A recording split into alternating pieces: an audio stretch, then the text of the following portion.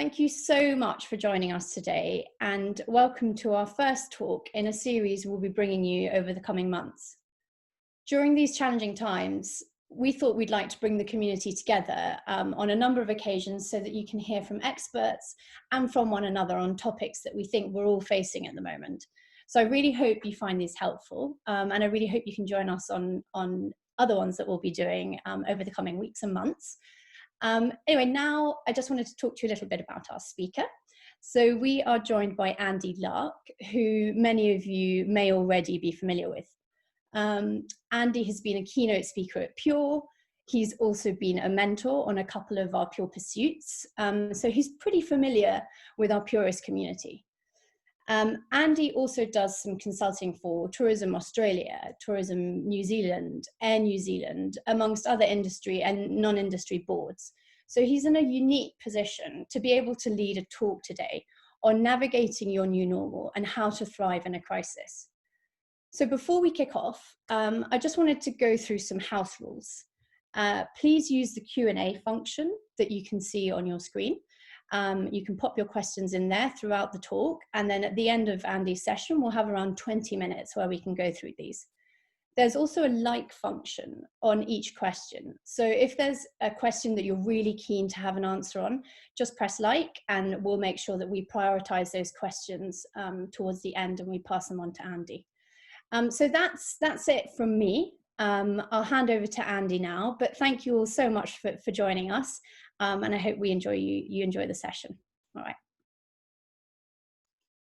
Hey everyone, I hope everyone's doing well, and I wish I was coming to talk to you today in a bit of a better environment than the one we've got.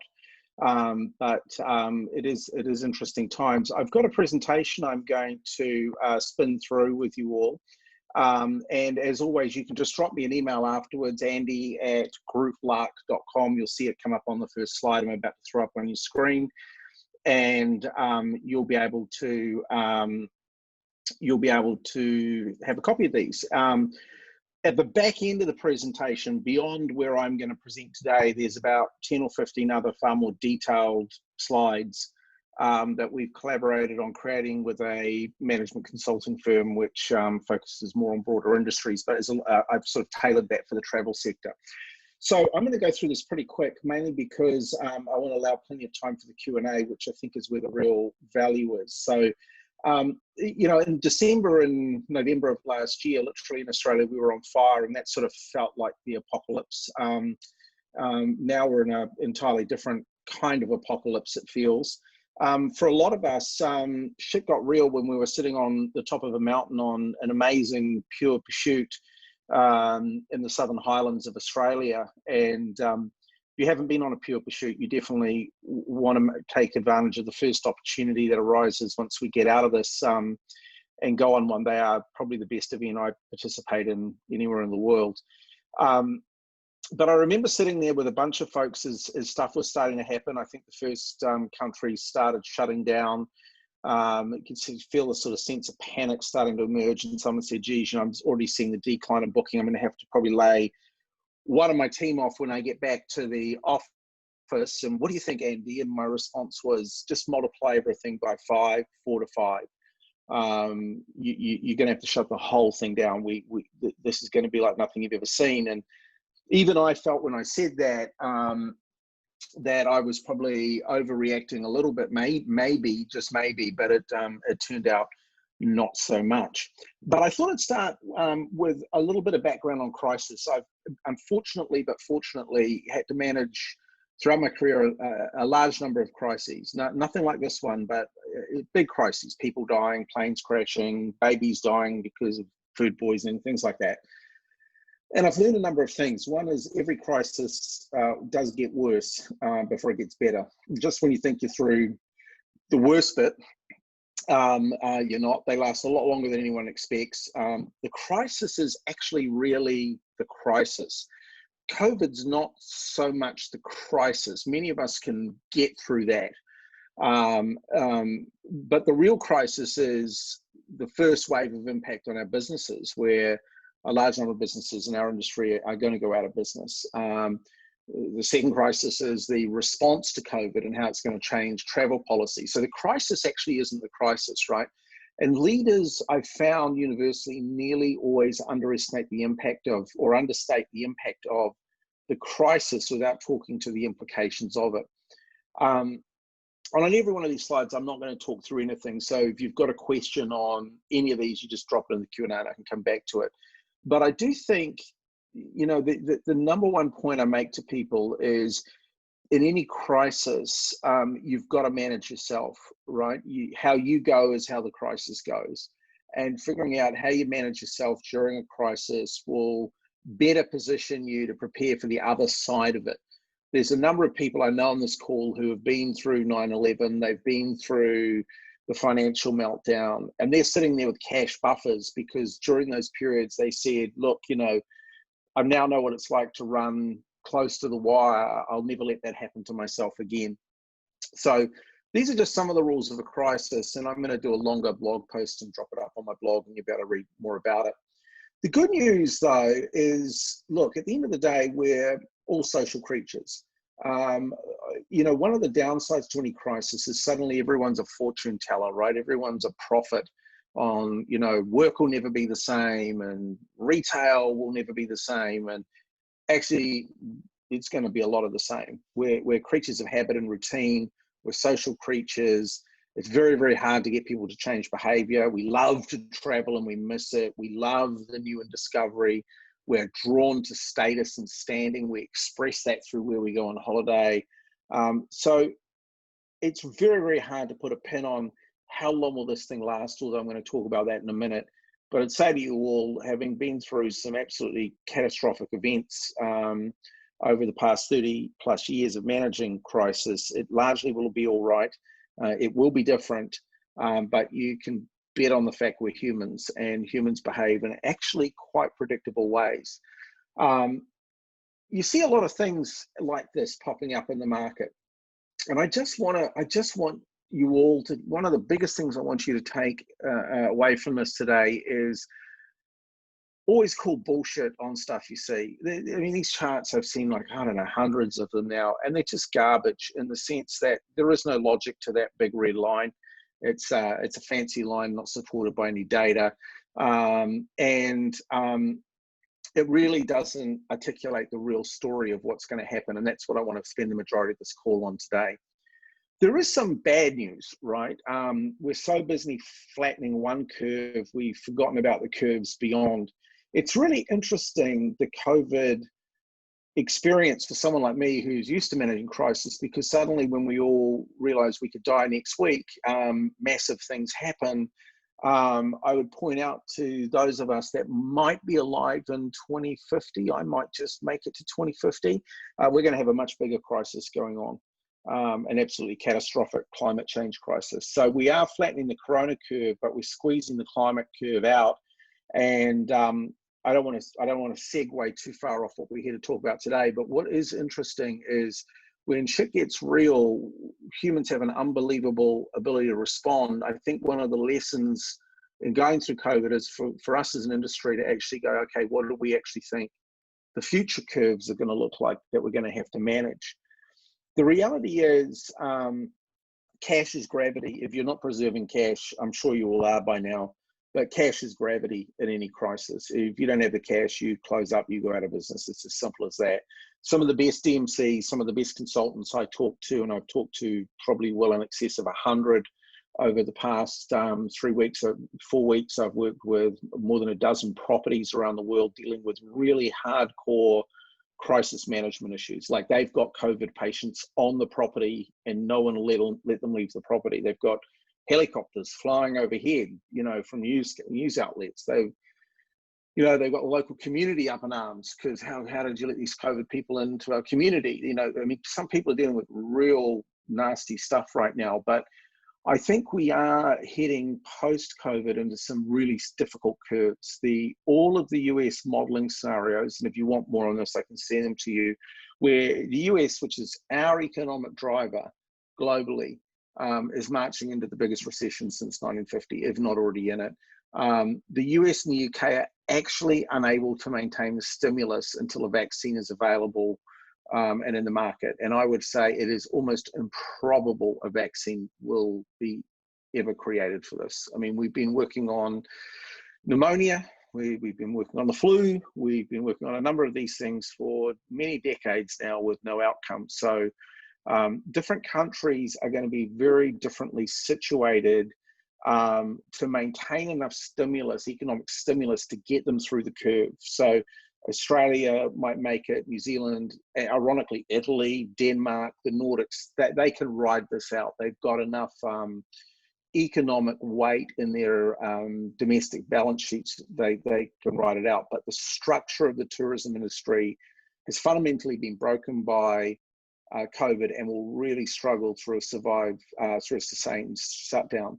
So we've already got one of our major airlines in Australia struggling to come up for air, hoping for a big government bailout. They'll probably get it, but it doesn't actually fix the core problem, in that they're owned by a bunch of other airlines who don't have any cash to support them over the long run. So you're going to see this domino effect rolling through the industry. And some of the smarter governments around the world realize that simply bailing out one airline isn't going to work for them. So when you think about a crisis, this is an interesting sort of model that we developed a number of years ago for understanding a crisis. So COVID is something we actually started tracking back in sort of December and January. And it was interesting because we actually started tracking and looking at search terms in China, and they really started lifting late December. So you could see, even though the Chinese were sort of downplaying what was going on with COVID, you could see it lifting dramatically. We then entered into about an 8-week period where the crisis was visible to us all. But during that period, ironically, we had major analysts from Goldman Sachs saying there's no systematic risk, no one's even talking about that, governments are intervening, blah, blah, blah. It feels more like 9/11 than it does 2008. Well, that just shows the popular delusion, even amongst the intelligent at the first phase of the crisis. We're kind of right at the start of the impact zone, which will last probably through September to October. And that's where we realize the crisis actually isn't the crisis. We can deal with COVID. There's means of us doing it, but there are a whole range of secondary crises that will impact us. Then what most people miss is we enter a really interesting fourth phase, which is retribution. This is where people go, hey, who's at fault here and where's the money? And we've already seen Angela Merkel out, I think it was last week, saying, look, once we get on the other side of this, China needs to be held in account. And journalists sort of said to her in the interview, look, what does that mean? And she said, well, probably $6.7 to $9 trillion is probably what it means. We then start looking at recovery, which I think the early signals of a recovery will come September, October, through into March, but it will start for us in this industry with a heavy weighting towards domestic markets wherever you are.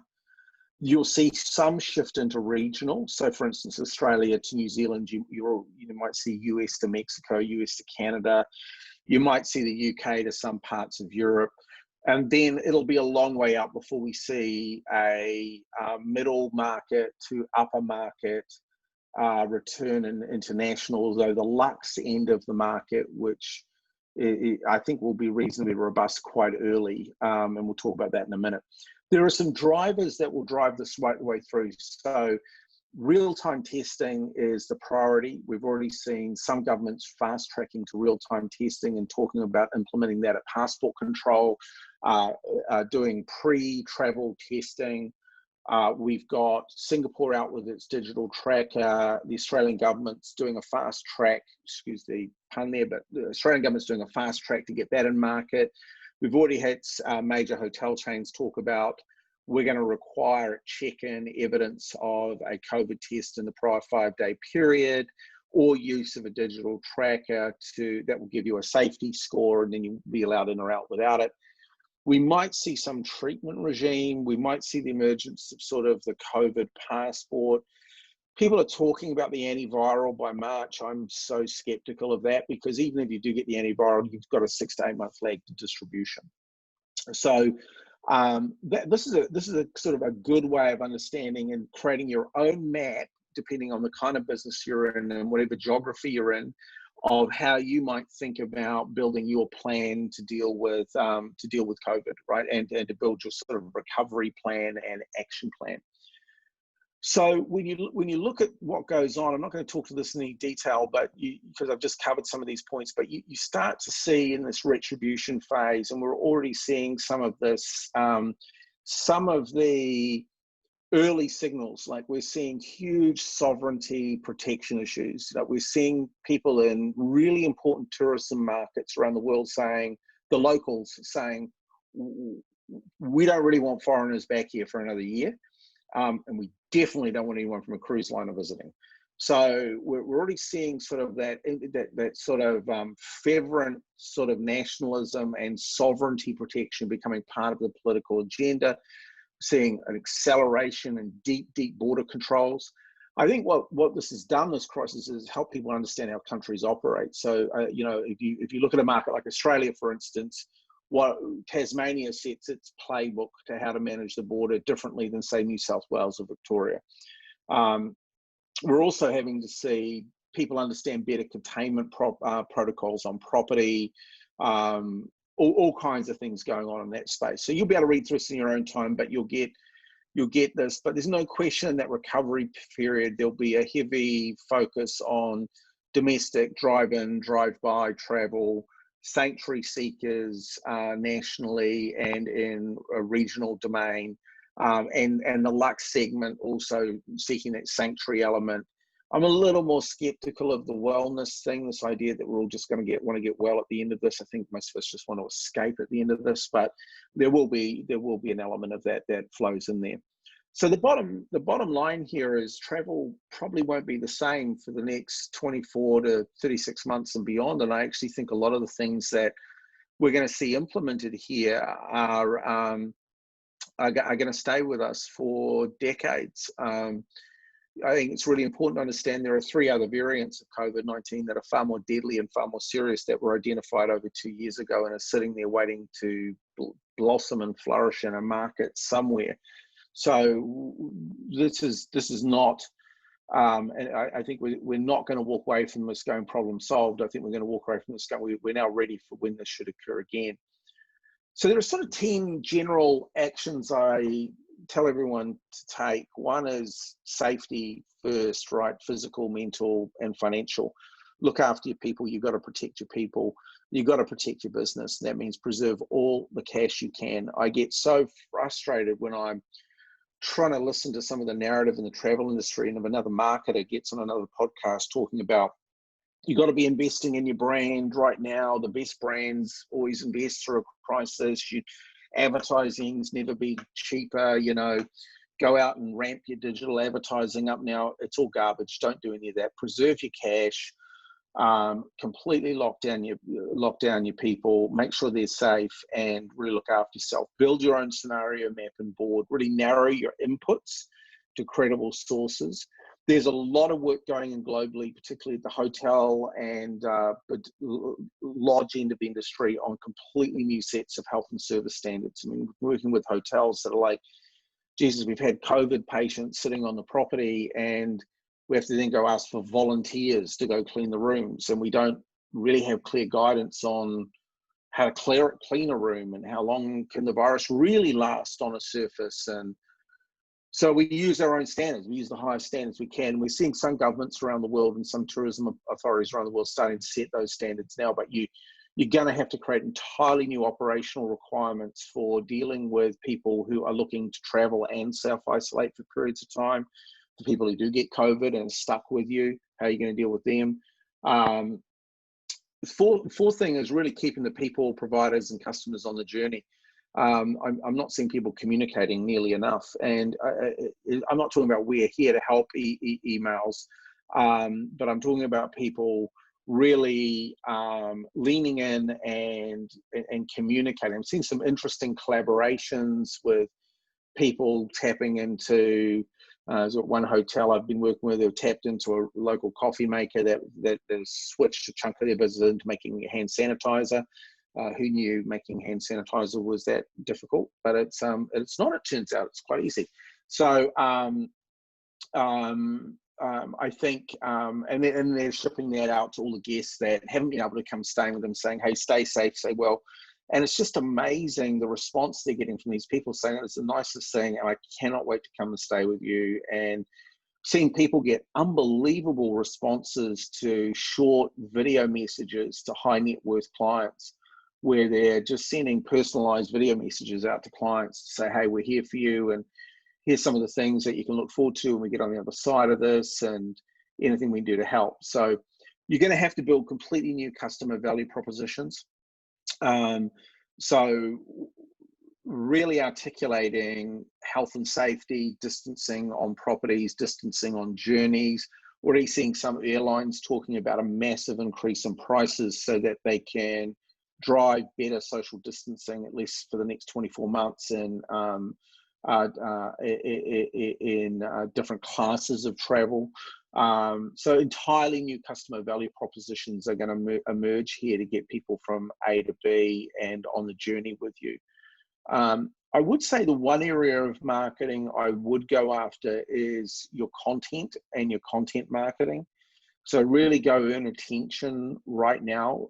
Let them know what's happening in your communities. Let them know that things are okay and you're getting ready for them, and give them a sense of place, engage them in the destinations now. Most of us are sitting around and are sick to death of looking at our computer screens all day at dire news, and we look for that sense of satisfaction. I look forward to Zoran's posts every day. I go and look at what Zoran's posted because he has best photos of where he is in Yugoslavia and stuff. So I think be courageous about using content and driving content into the market, because consumers do want relief right now. Take this time to reset your digital footprint. Really take the time to get your digital footprint right. Get your CRM in place and working. Get your website rebuilt. You don't have to do that in an expensive way. Always preserve your cash, but none of this stuff. This stuff is largely gated by capacity more than it's gated by cash. So I just really encourage you to figure out what are the 2 to 3 projects you could get underway that set you up to return not just better, but significantly advantaged. For those of you that are at scale, definitely start engaging with government and local healthcare providers, because they don't have a clue. Some of the big tourism bodies, whether it's Tourism Australia, Tourism New Zealand, some of the other ones I've worked with, they're doing a great job in working with government to try and educate government back in from the industry, but also representing the industry. But do lean in there, because what you don't want is policies and friction being created that just deters people from coming all together. And then think wellness and family.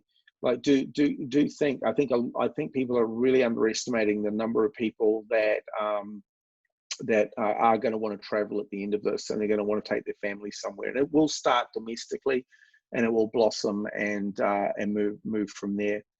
Now, I also put this one in, which is one I keep updating constantly. It's got a lot of words on it, and obviously not going to read this right now, but I think there's a lot in here for you to go and noodle. So the DMCs are where everyone's hurting, but I really feel for the DMCs, because they're sort of at the end of that food chain where the rubber meets the road, and they rely on a lot of them rely on an extensive contracted network that is fragile. It's basically evaporated around them. But some of the DMCs that I see doing well here are really focused in on business propositions right now.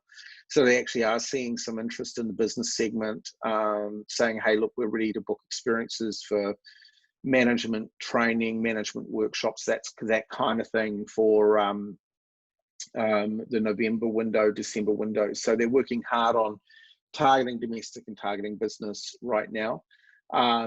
I think there is a lot going on in the sort of travel consultant market. The online guys are in real trouble because while they've got a lot of cash on hand, there's nothing happening there. But I do see a really good flow with some of the consultants who have scaled their business back to the absolute bare minimum, but are really doing interesting work now and trying to rebuild their value propositions. really becoming an advisor, getting ready to become really good advisors on post-COVID travel, trying to build new post-COVID value propositions for securing people on routes, making sure you can go from A to B with minimum landings in countries where you're going to get potentially exposed to different regulations and different rules. So the consultant market's interesting, but I think you can start ramping there in the next, about 4 months out from now. And there will be this zone-based envelope, and there will be this real focus on where is safe to go to. I mean, I love New York with all my heart, but you're not going to get me to go to New York for anything for at least 18 months, right? I mean, but you could convince me to go to San Francisco next week. You could convince me to go to LA. So different zones are going to have different appeal. I think the good consultants already working that I talked to are already working on, hey, where are the zones that are safe?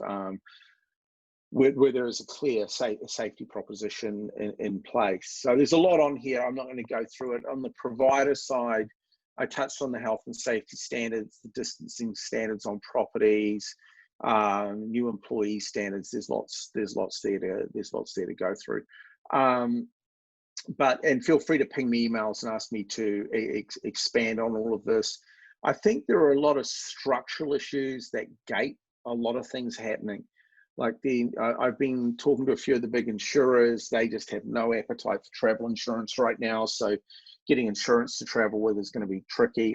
I'm really optimistic we're going to solve this digital tracking issue, the notion of a sort of a COVID passport. I think that'll get digitized real quick.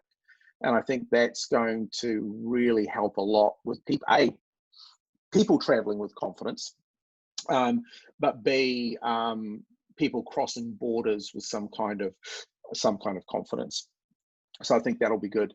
So the final thing before we just go into the Q&A is I would just say, really zero in on the customer.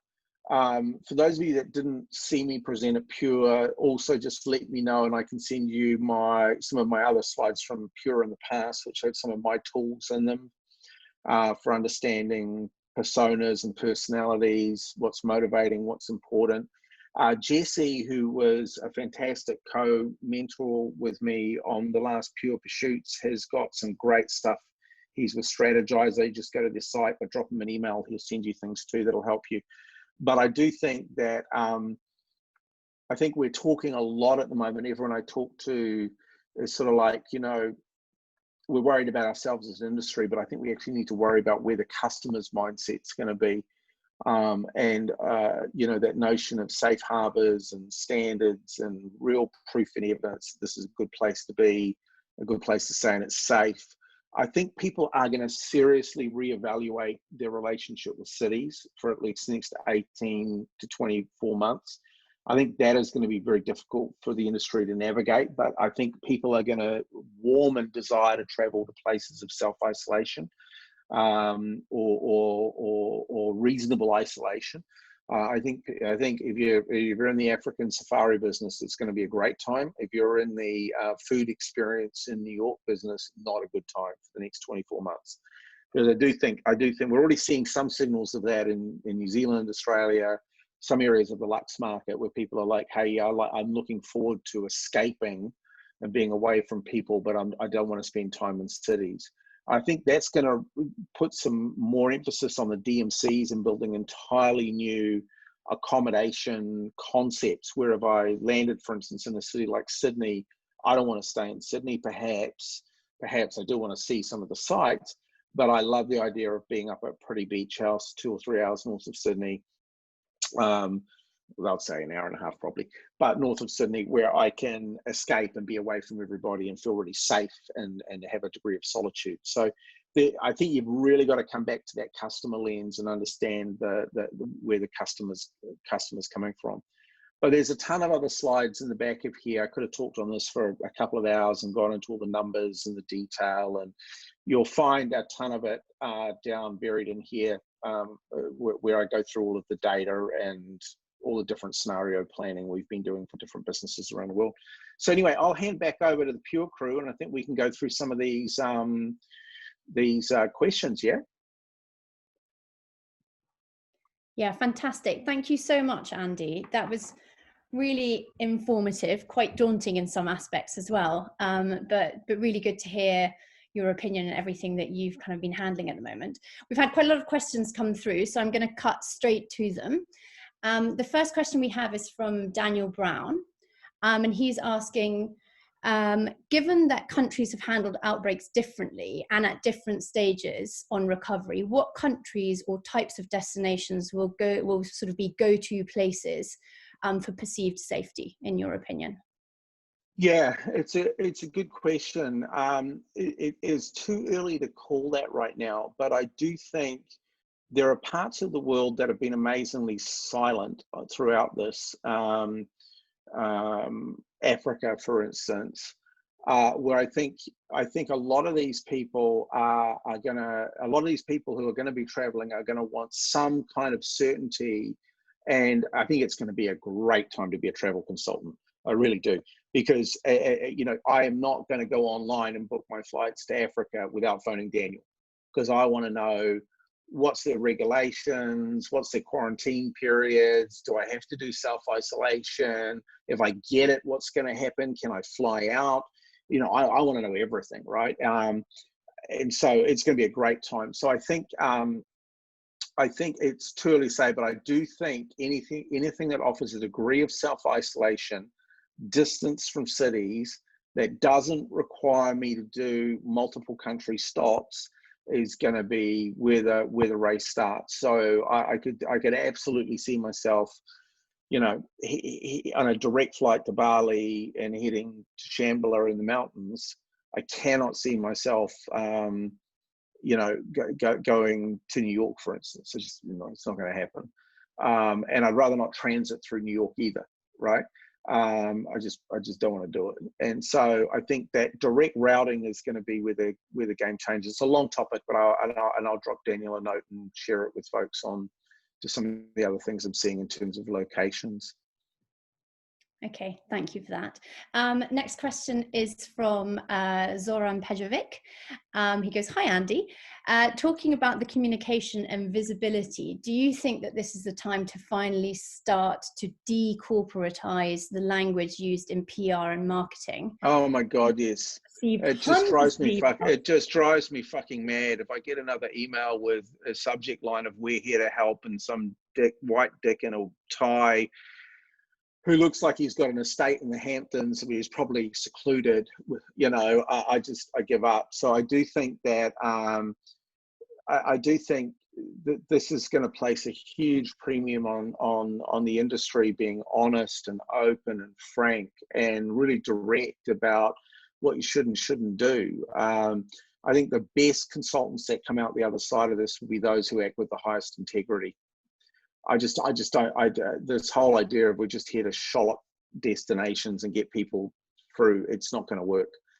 People are going to be shit scared for the first year, and so they're going to flock to those consultants that instill trust with integrity. So I think Zoran's right on the money. Okay. We also have a question from Marcus Cotton, who says that you note, in common with many, the domestic first recovery. How do you suggest a really high-end product in a least developed country would provide services to domestic tourism? I think you don't, is the simple answer. I get where you're going. It's easy for me to say that in Australia, where once things get back to a vague degree of normalcy, I can't wait to get down to Sapphire for 4 or 5 days, or I can't wait to get up to Spices, or you know, there's lots of, you sit there going, oh, we're going to go here, we're going to go here. It's a lot bloody different if you're in Ethiopia and you're an operator in Ethiopia, because there's not a huge demand for high-end luxury travel within Ethiopia. You're dependent on inbound. That's why I always look at my model and I separate out domestic from regional, because I don't think there's such a big hop into the regional market. So sitting there and drawing a map around a destination of where can you get a direct flight into here from, where I don't have to do multiple stops, that gets interesting. So I think it's a really fair question. There's no simple answer other than draw that map and figure out where you target first with direct route flights in as best you can. Okay. Next question. We've got lots of questions coming in, so I hope we'll be able to go through as many of them as possible. This one comes from Marcel Perkins. He says, "Hi Andy, would a small boutique hotel in a heritage area be able to recover in the next 6 months, even if it's in a city and with an example sort of 10 rooms? Or would you consider a Galapagos yacht experience in line with the Africa safari concept to be Well, more?" that's a fascinating question.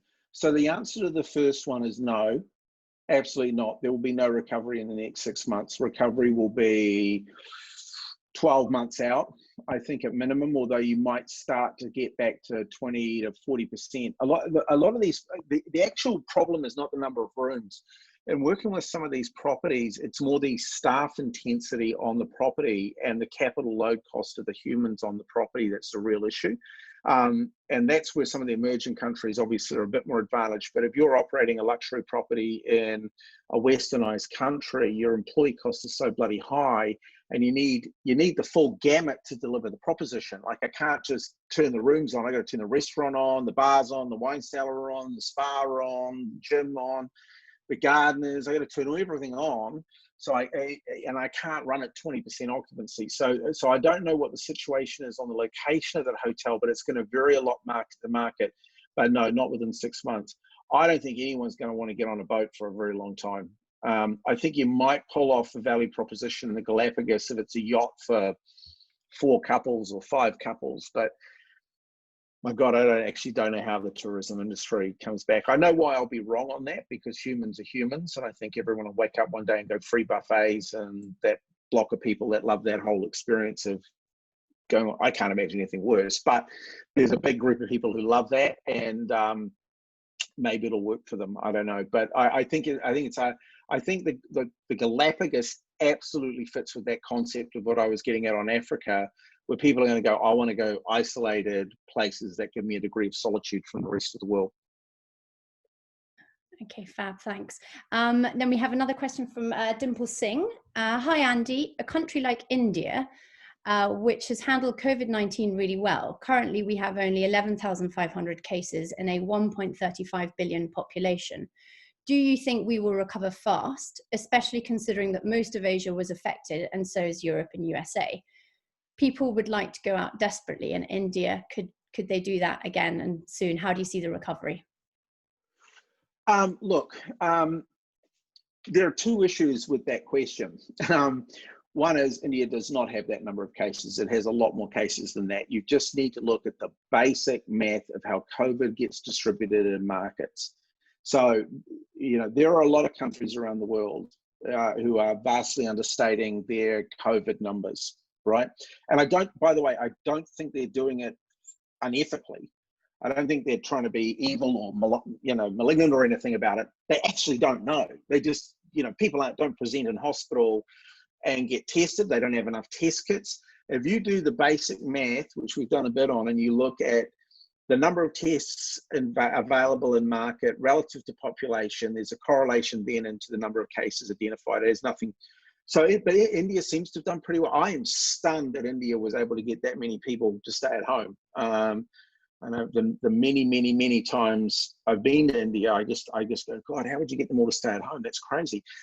So I do think there's opportunities at the luxe end of India. In fact, I was talking to a friend about it the other day, because we had a big event planned up there in September in Rajasthan, and I could totally still see doing that if travel opened up into somewhere like Rajasthan or somewhere unique. But I think one of the consumer trends we're going to see coming out of this is people are going to be less interested in highly mobile travel.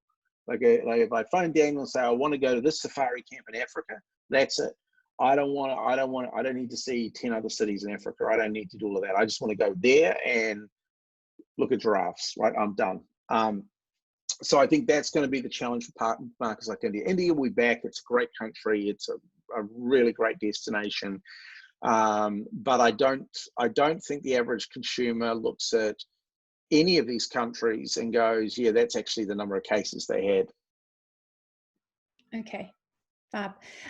We have another question here from Raji Barij, It says, when you say we underestimate the return to normal, could you expand on that? Do you mean we underestimate how quickly it does bounce back, or not, maybe? Yeah. So that's good. I'm glad you asked that. So yeah, we first underestimate the speed. So we tend to underestimate, how quickly things do move around. And I caught a flight last week from Melbourne to Sydney, and I was stunned the number of people on it. It felt really unsafe, really uncomfortable. I was like, yeah, I'll catch the flight. I'll catch the first one at 7 a.m. I'll be the only one on the plane, but the bloody thing was full. So I think we underestimate that, but we also underestimate severely how much humans are creatures of habit. There's another question in the stream which relates to this, which is a really good question, which is, we like to get married. We like to have parties. We like to all get together. There will be a surge coming out of this in, well, probably baby showers, but certainly people wanting to get married, people wanting to do things with family, people wanting to have safe gatherings. So you can bet on a steep climb, and it's sort of, reasonably compact, intimate, social gathering event space in Lux properties coming straight off the back of this. But we tend to underestimate that. People always go, oh, if I see another article going, oh, now we've all learned to work at home, we're all just going to work at home. We're not. Most of us can't stand it. Like we're going mad. We want to go back to our people, to our other family. And, we've discovered that our new colleagues that we work with at home are impossible. They eat all the food, they're messy, they're loud. Oh my God, we just want to go back to normal colleagues. Wow. So I think I think we just vastly underestimate how humans are humans, and we'll go back to a lot of our old ways, but differently. Yeah, I couldn't agree more. We have another question here from Nikhil Takudas. Hi, Andy. Can you please share examples of consultants who are redoing their value propositions well? There are, I don't know if I can talk about the ones I'm working with, because I always ask people before I do. So the ones that I'm working with, and this goes back to, I think it was Zoran's comment, are really focused on integrity. So they're really rebuilding their value propositions around safety and around how will we look after you when you're with us? How will we help you navigate? How will we protect you? How do we certify our own people as being safe? So, when you turn up, the people you're meeting with get checked every week, they get COVID tested every week, whatever it takes. Like, we're going to do it. You have safe policies in place around cleanliness of rooms. There's going to be a whole remapping of the health standards in these properties in order to build consumer trust. So the ones that I see rebuilding their value propositions really well in the consultant space are working hard on, how do I express that? How do I ask the properties all the right questions so I can convey it over? And a lot of them are working on new destinations. Like they're really focusing on, there's no point in me trying to get people to New York or Chicago or China in the near term, but I know I could get them on an African safari. That's where they should be planning. And a lot of them are, the ones that are doing it well are really taking a long-term view with their clients. So they're saying, I'm not trying to push you into something in September. I'm really cool if you want to do something in March next year, but let's start planning now. Let's start, and this is a great thing to get your kids excited about, right? Engaging the family in video conferencing. They're doing all kinds of clever stuff to get the client really engaged. Okay, excellent.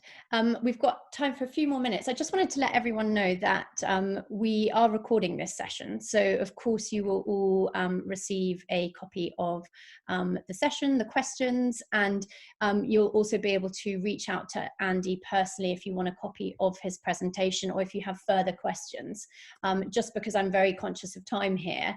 But we'll try and get through as many of these as possible, but do feel free to contact him after this, and do feel reassured that we will be sending you a recording.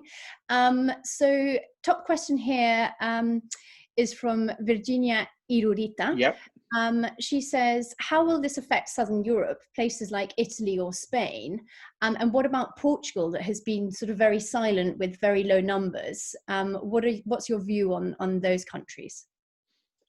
Man, look, anyone on the phone from Italy. I mean, I used to live in Italy. I love Italy. God, I've got so many friends there. Benedetta, she's on, man, love to you. And God, I just don't know. I mean, Italy is going to take a long time to recover on the other side of this, I think, and rebuild trust. You've got to understand, when I said the crisis is not the crisis, yeah, getting COVID's a crisis, don't get me wrong. And there's, sadly, millions of people going to die of this. It's just terrible and shocking. But the second crisis is this loss of customer trust, and it's going to take real time to rebuild customer trust. So I think Italy and Spain are both in the same bucket. Portugal is just, what has happened in Portugal? I mean, they're just nicely sitting on the edge of the ocean, nicely quiet, everything's safe and sound, not too many cases, we're all good. So I think Portugal's in a terrific position to respond and market itself as the Mediterranean destination. If you fancy coming somewhere warm in the British summer, this is the place to come, right? We're safe. But I think Portugal will also, there's some early signs there. The government is working really hard on creating very tight entry policies. If you look at what went on in New Zealand, they've all looked at that and gone, man, when your first 100 and whatever it was cases came to New Zealand, and 92% of them were foreigners coming into the country, or people returning, New Zealanders returning from cruise liners, it was not in market spread. So I think even places like Portugal, it'll be the inverse of Spain, where the traveller doesn't necessarily want to rush back to Italy or Spain for the next 24 to 36 months. I think it's going to take that long to rebuild trust. But I do think the other side of it, with Portugal, there could be a lot of optimism around it, but it's going to depend on the opposite, which is the government allowing it to occur. Okay. Yep. We have another question here from Daniel Brown, who is getting a lot of likes, so it's moved up to the top of the list. He's been doing some like, yeah, everyone vote. He says, clear that confidence needs to be restored. So apart from a vaccine and an antibody testing, how could a digital passport work? And would this give flare-up areas or heat maps to show so location? the digital passport that Singapore's developed and rolled out, I can't remember what it's called right now, it's just gone straight out of my head. But anyway, what that does is anonymizes data. So basically, you've got to rely on more than two people having it on their phones. And I've got the app on my phone, you've got the app on your phone, Chronia. The app just detects you and anonymizes it, but they know it's you as a government entity, right? So that's the way that works. But then the other layer that the Australians and New Zealanders are looking at is embedding. They've talked about embedding some form of COVID certification. Can they do that? Google and Apple are both working on exactly the same project, and their proposition is, using blockchain technologies, you would be able to share your COVID cert with anybody at any time. So if I say, hey, I'm heading to Portugal, that would trigger in the booking a thing inside my digital wallet, that my digital identity, that sort of says, hey, Andy, you're clean to go to Portugal. You haven't come into anyone with COVID in the last 30 days, but they require you to go to a doctor and get a certificate that issues a cert back to your app, and then you're safe to travel. So there's lots of people working on really cool technology around this, and I think it's a lot easier to build apps and do this than it is to actually create an antivirus. So I think we'll see what happens there. Yeah, it'll be interesting to see how that rolls out. Yeah. Another top question is from Eric Dumay. He says, thanks, Andy, for an already amazing webinar and lots of information.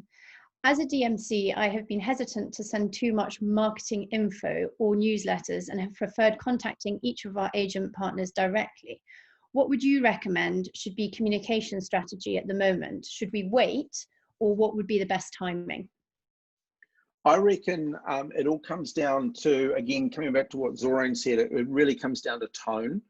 Like you should not be going out and marketing, Sri Lanka or Guatemala, wherever you are, is the next big thing. You've got to get ready and come back. You know, that's not the message. You've got to get the message right? And the message should be centered in a very human way around, I just want to let you know, I know you're interested. This is, you know, we've talked in the past. You've been here before. I want to give you an update on what's happening here. We miss you. We really hope to see you again soon. So I think it comes down to tone. You watch your frequency. The number of people that are hitting me every day with just nonsense drives me mad. So do watch your frequency.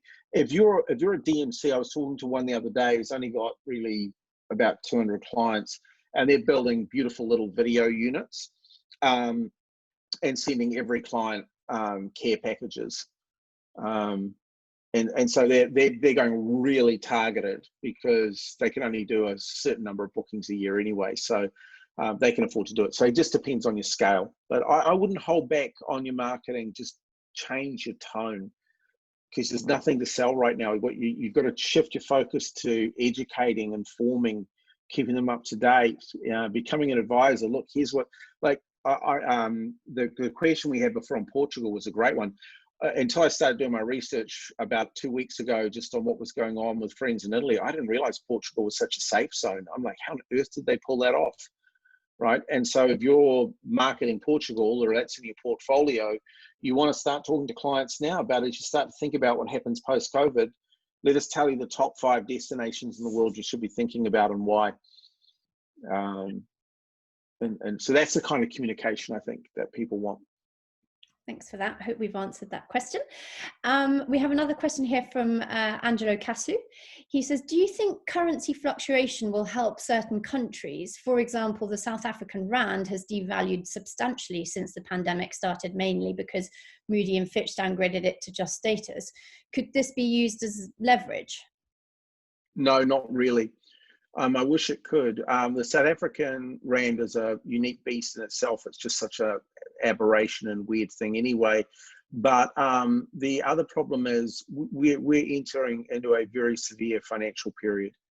I mean, the Lux end of the market is going to be crucial for those of you that are in the market, because that's where the money is. Beneath that, people are using their life savings right now to get by for the next 6 to 12 months. I mean, we don't see a significant tipping point in the US over the next 3 to 4 weeks. That is the economy that powers the rest of the world. And we should be under no illusion about that. If they don't get their engine firing and back, we're in for a lengthy recession. So I don't think the end of the market that's going to be looking at high value travel is going to be, you know, making any decision based on currency. They're going to be starting with health and safety, solitude, the core value proposition, the kind of experience, trust. Currency gets taken off the table when you could travel somewhere, get trapped with COVID-19. So thanks, Andy. So we're just going to go to our last question for the day. Thank you everyone so much for sending in some really, really excellent questions. I wish we had more time to get through all of them. But as mentioned before, I'm sure Andy would be more than happy if you reached out to him. His email will be shared with you all shortly, along with... Yeah, it's just down the bottom of the screen there. You can just see it down the bottom. Yeah, I can just see it popping up. So one final question is from Chad Clark. When we push the play button again, so as travel consultants, how do you suggest we suss out the new financial health of our travel suppliers and make sure to the best of our ability that potential default isn't looming and lead clients and advisors to totally right. And I spent some time about 2 or 3 weeks ago with a bunch of travel consultants, and that was actually their biggest fear, was like, coming through this, I have just no idea whether these DMCs in the market are going to be around and on the other side of it. So a lot of people are now starting to use this window here to start looking at other ways of paying and other formats for paying, new vendor terms, new travel terms, all kinds of stuff. Right? I can't give you the long answer in the 30 seconds we've got, but it's a great question, and I think we're going to see a whole reshaping of the payments landscape for the next 12 to 18 months, because you're not going to want to send a DMC 30 grand ahead of travel, wondering, are they going to be there in 3 months' time? So better management of trusts and better management of, you know, I've seen some, we spent an hour talking about blockchain and how you can use blockchain to do it. But there are all kinds of ways of controlling that. Yeah. Well, Andy, thank you so much. And thank you to all of the purists that have signed in and joined us for this session. I've really enjoyed it. I really hope everyone else has as well.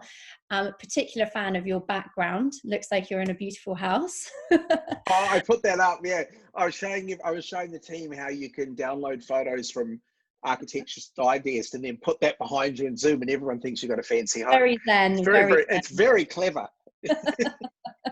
But Andy, but I also just want to thank Jess and the Pure team, and I'm lucky enough to have been on 2 of the Pure Pursuits now, and have built a lot of really amazing friendships with a lot of amazing people. And I just say to you all, is when we get back to some form of normal, go book your spot on a Pure Pursuit and go have some fun. And if any of your questions are pressing on your mind, just email them to me at andy@grouplark.com, and I promise to respond to you in the next day. And if you've sent me an email, which I think like 60 people have already, wanting the presentation, I will do everything in my power to send that back to you in the next day as well. Okay. Fab. Thank you so much. Well, from all of us here at Pure as well, we're sending you all lots of good vibes, and hopefully see you at our next digital series. But thank you so much, Andy. You've set the bar very, very high. Oh, I know. It's my pleasure. I'm here for you all. Hang in there. All right then. Bye. Thank you. All right. See you. Bye.